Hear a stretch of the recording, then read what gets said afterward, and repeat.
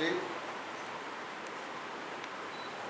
అధికారంలోకి వచ్చిన తర్వాత ఆ పార్టీ ఆవిర్భావ సభలు ఘనంగా జరుపుకోవడానికి కూడా ఎవరము అభ్యంతరం పెట్టవలసిన అవసరం లేదు. నిన్న 16వ వార్షికోత్సవం సందర్భంగా టీఆర్ఎస్ వరంగల్ సభల్లో గౌరవ ముఖ్యమంత్రి గారు వారు మాట్లాడినటువంటి పద్ధతి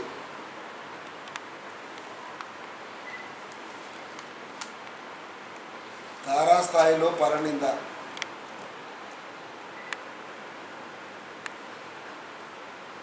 అడ్డు అదుపులేనటువంటి వంది మాగదుల చేత ఆత్మస్థితి,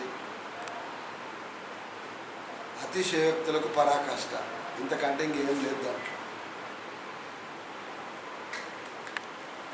అధికార దుర్వినియోగం అయితే నాకు తెలిసినంత వరకు సమైక్య రాష్ట్రం లోపల కూడా ఏనాడు ముఖ్యమంత్రి మాటల్లోనే 10,000 ట్రాక్టర్లు వరంగల్కు రైతులను తీసుకొని వచ్చినామని చెప్పినారు.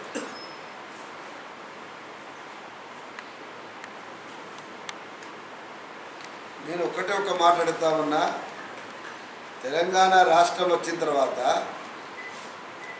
ఒక్కటంటే ఒక్క మీటింగ్కు హైదరాబాద్కి కానీ లేకపోతే ఇంకెక్కడికి కానీ ట్రాక్టర్లలో ప్రజలని ఈ ప్రభుత్వము పోవడానికి అవకాశం ఇచ్చిందా?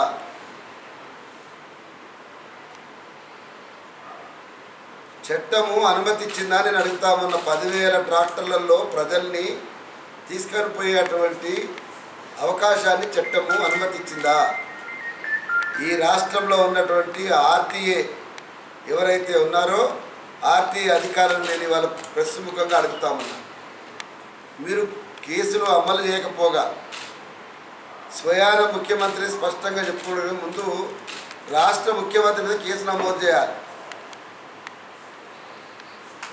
రోడ్డు నిబంధన వాహన నియంత్రణ చట్టాలని కాదని తరలించినందుకు నిజంగా నిన్న చేసినటువంటి పద్ధతి ఏందో ముందు ఈ రాష్ట్ర ముఖ్యమంత్రి మీద కేసులు పెట్టాలి.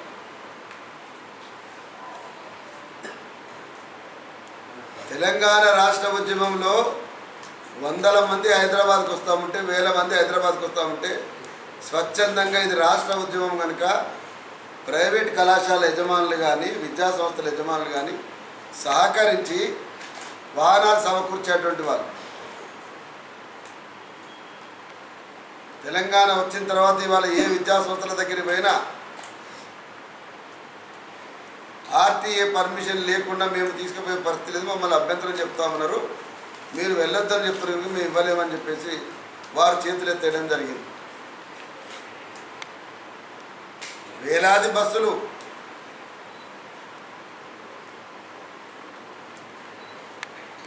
వేలాది ట్రాక్టర్లు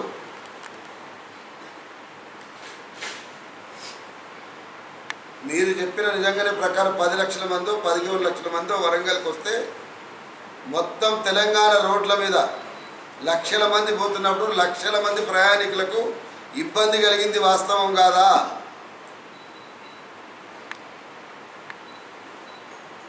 ఆ ఇబ్బందే నిజమైనప్పుడు మిగతా రాజకీయ పార్టీలు వస్తున్నప్పుడు కూడా ఇదే ఇబ్బంది ఉంటుంది కదా.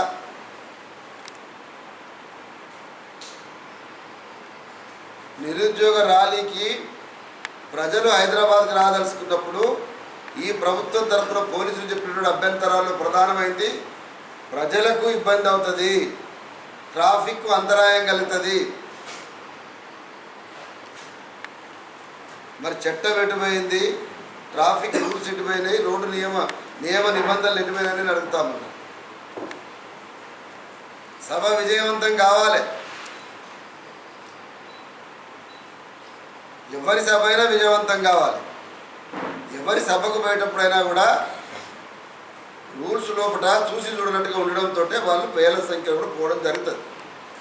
కానీ మీ సభకు పోయేటప్పుడు మీరు మొత్తం ఈ రాష్ట్రం లోపల ఇంక చట్టం లేదు, న్యాయం లేదు, అధికారం లేనట్టుగా మీరు బలాదురుగా పోతే ఎవడు ప్రశ్నించాలని నేను అడుగుతాము.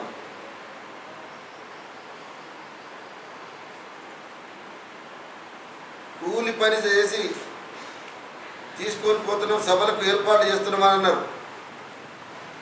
ఈ రాష్ట్రం లోపల రేపు ఆవిర్భవించేటువంటి రాజకీయ పార్టీగా మాలాంటి వాళ్ళం కానీ మిగతా వాళ్ళం కానీ ఇవాళ అధికారికంగా ఒక దగ్గర పోయి కూలి పని చేసి 5 లక్షలు 6 లక్షలు కావాలంటే ఇవాళ ఈ రాష్ట్రంలో ఉన్నటువంటి పైసలు ఇచ్చేటువంటి వాళ్ళు రకరకాల వ్యాపారాలు ఉన్న వాళ్ళు నిజంగానే సహకరిస్తే ఈ ప్రభుత్వం ఊరుకుంటుందా?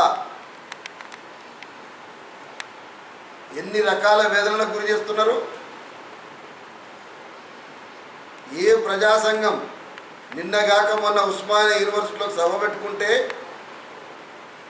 సభ ఏర్పాట్ల కోసం ఆర్థిక సహాయం చేయమని చెప్పేసి ఒక విద్యా సంస్థలకి ఒక విద్యార్థి నాయకుడు వెళ్తే టాస్క్ ఫోర్స్ వాళ్ళని తీసుకొని పోయి కేసులు పెట్టి చేసి చిత్రహింసకు గురి చేసింది ఈ ప్రభుత్వం. ఎన్ని రోజులైంది? అంత కలిపితే 10 రోజులు కాలే.